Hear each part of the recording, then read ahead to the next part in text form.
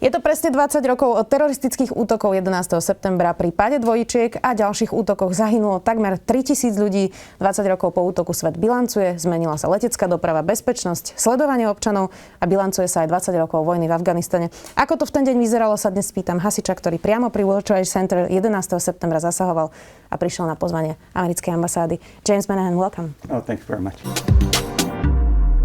Could you take us back 20 years ago? What was the 9/11 morning like? It was a beautiful morning, and I know everybody says that, but it truly was.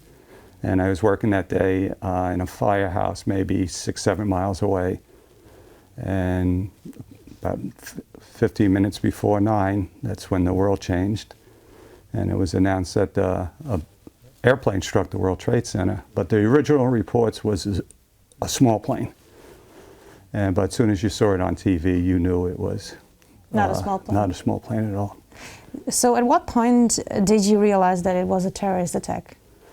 Well, we didn't initially respond, but we were watching on TV, listening to the radio, and just mesmerized what was going on. And then we saw another plane in the air by the building, and I couldn't understand why. And we just looked. What's that plane doing there? And then it struck the South Tower. And that's when everybody knew we were under attack. Probably it's hard to explain to somebody who wasn't there, but what was the feeling of the moment when the building collapsed? It was tough because we were watching.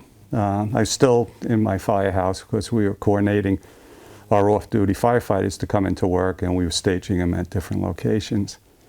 And then when we saw the first building collapse, again, we couldn't believe our eyes that a building like that would collapse, and with how many civilians that were still there, and our first responders that were there, knowing that we knew people who were never coming home that day.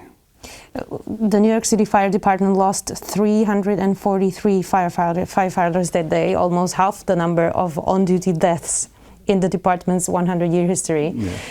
Many of them, I suppose, your friends, colleagues? Yes, one particular unit, Ladder 7, which is a ladder company in Manhattan. I used to be the captain there. So everybody was a personal friend, or they were a new firefighter when I was there, so I was training them. And when I found out that they were missing, that hurt. And I would say a good 40 to 50 of the firefighters I knew by first name, and other acquaintances. So how do you make the decision when everybody is running out of the building that you firefighters run in? That's what we trained for. That's what we signed up for. You're always afraid. It's never a moment where you're not.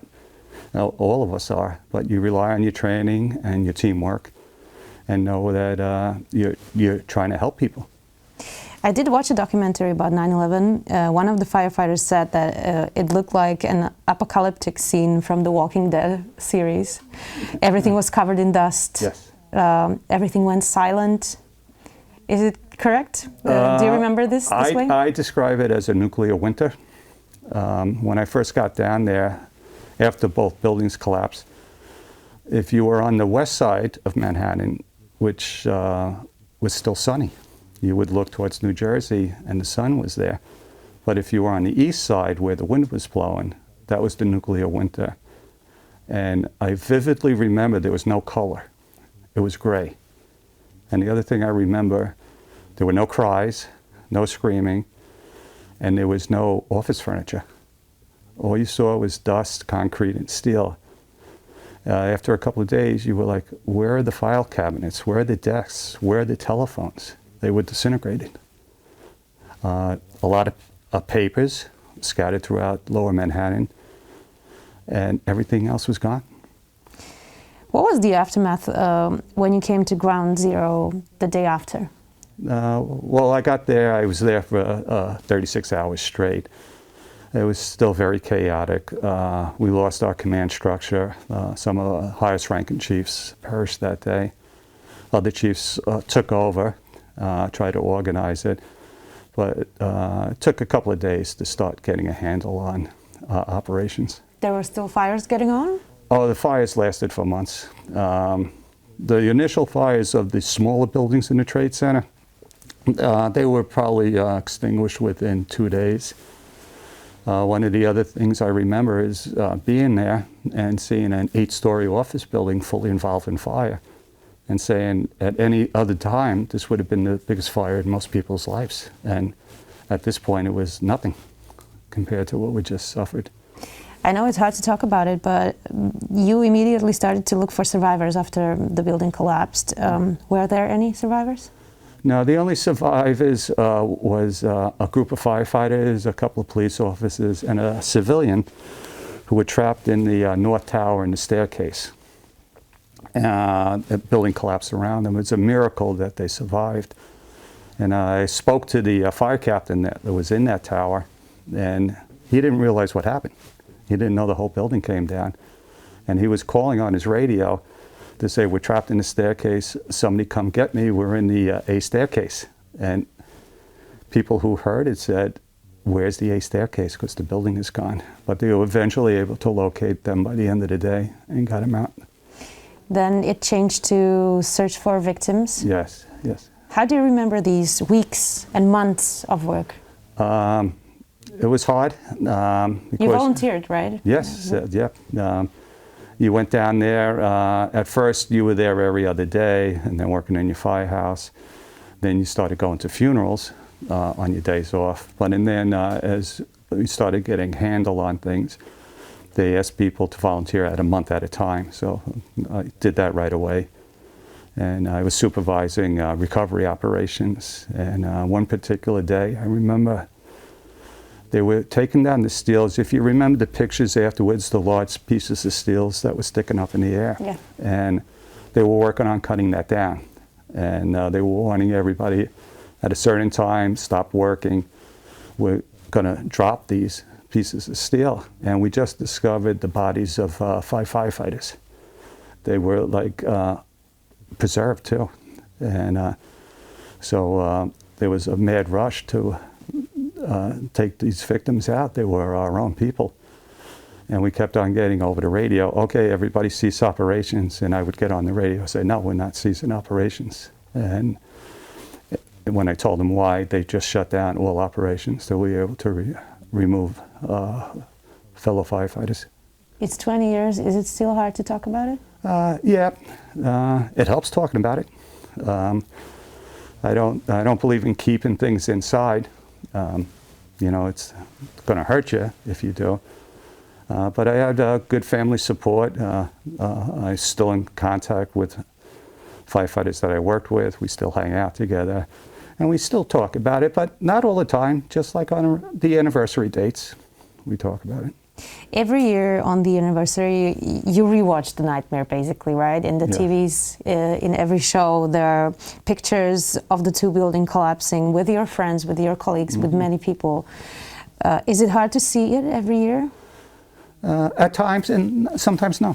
Sometimes I look at it, just remember all the poor people who died, and all the not only the people who died that day, but all the family members who suffered their loss. And the illnesses that took place afterwards.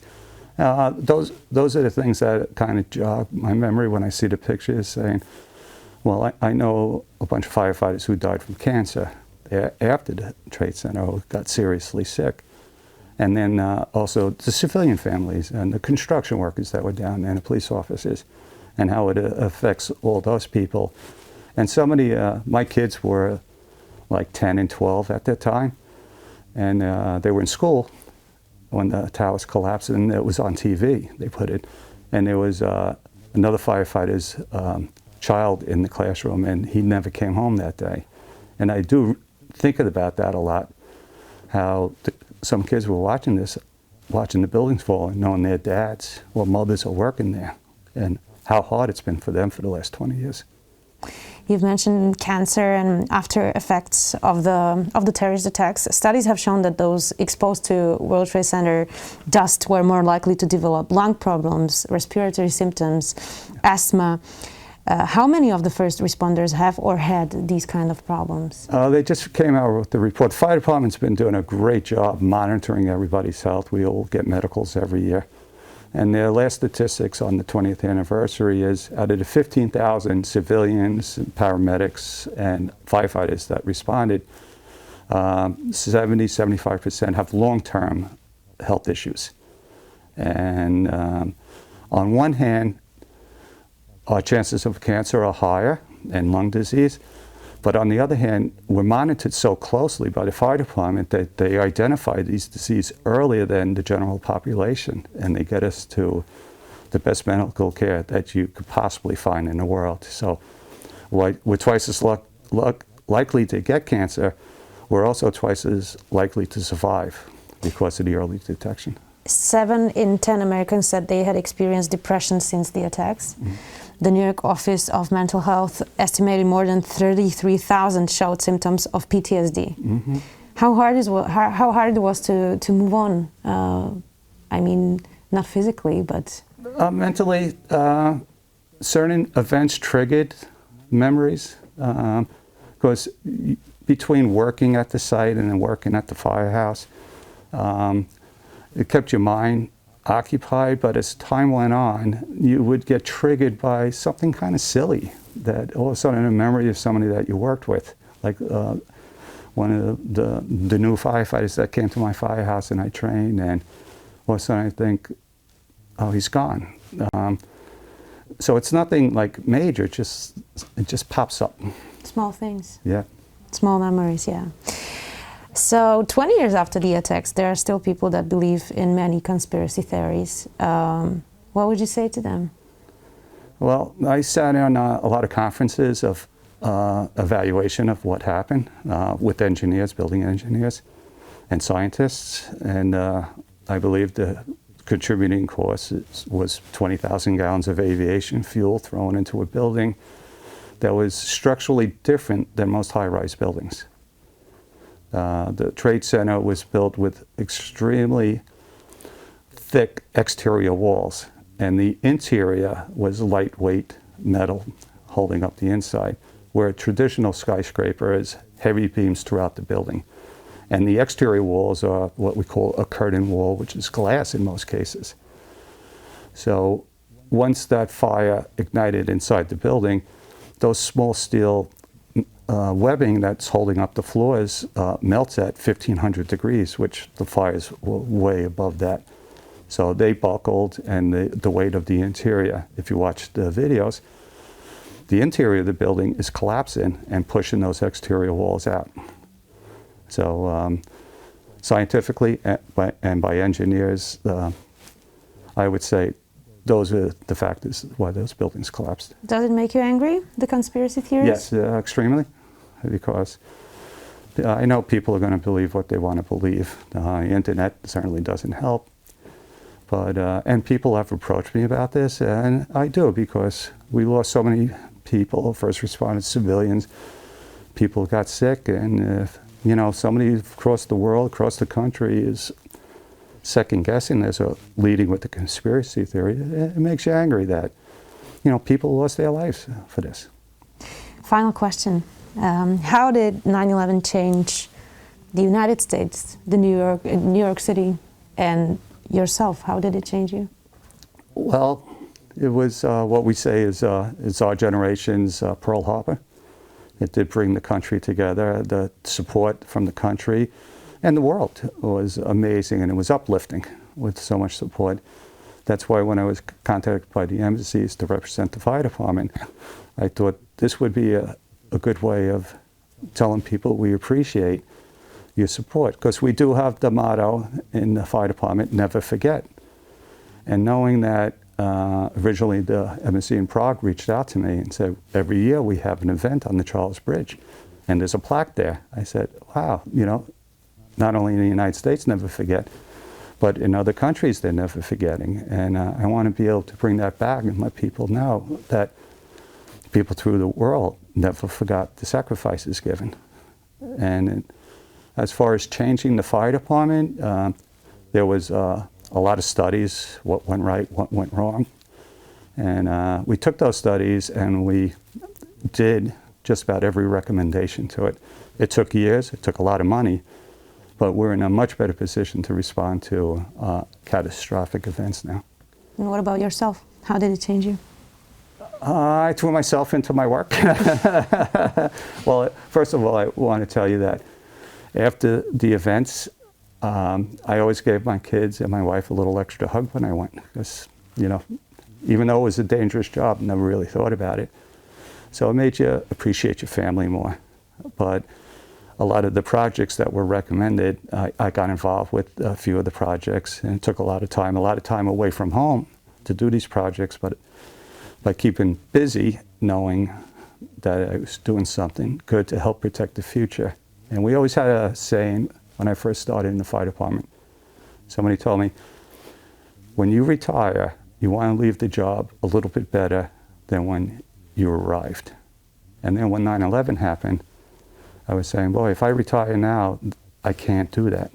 So I stayed 13 more years, got involved with the projects. When I did retire after 35 years, I was able to look back and say, I did leave the job a little bit better. Thank you for your service, thank you for your work, and thank you for your time. Okay, thank you. Ak chcete podporiť kvalitný obsah, ale aj naše videá, najlepšie urobíte, ak si predplatíte denník Sme na sme.sk/predplatné. A ak chcete, aby vám na budúce žiadne nové video neušlo, stačí, keď nám dáte na našom YouTube kanáli denníka Sme odber a zapnete si upozornenia. Ďakujeme.